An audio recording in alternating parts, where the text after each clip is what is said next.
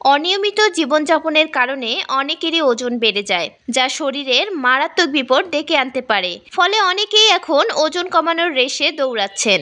তবে দ্রুত ওজন কমাতে গিয়ে অন্য কোনো বিপদ ডেকে আনছেন না তো?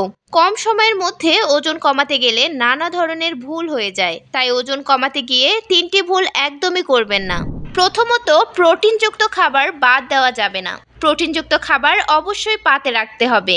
অনেকেরই ভুল ধারণা থাকে প্রোটিন কম খেলে ওজন দ্রুত কমে। তবে খাবারে প্রোটিন না থাকলে অতিরিক্ত ক্ষুধাও লাগবে, আবার শরীরের পেশিও ক্ষয় হবে। অন্যদিকে পর্যাপ্ত প্রোটিন রাখলে ক্যালোরির চাহিদা কমে, শরীরে শক্তিও যোগায়। তাছাড়া করোনার চিকিৎসায় বারবার করে বলা হচ্ছে খাদ্যে প্রোটিন থাকা অত্যন্ত গুরুত্বপূর্ণ।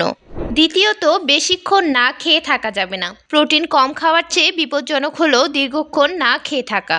ওজন কমাতে অনেকেই না খেয়ে থাকেন কিংবা ফাস্টিং করেন। তবে জানেন কি, সকাল, দুপুর বা রাত কোনো এক বেলাতেও খাবার বাদ দেওয়া ঠিক নয়। খালি পেটে থাকলে রোগের সঙ্গে লড়াই করার ক্ষমতা কম পায় শরীর, ফলে সংক্রমণ ছড়ানোর আশঙ্কা বাড়ে। তাই পেট খালি না রেখে প্রতিবেলায় অল্প করে খেতে হবে, আর তা যেন হয় পুষ্টিকর, সেদিকে অবশ্যই খেয়াল রাখতে হবে।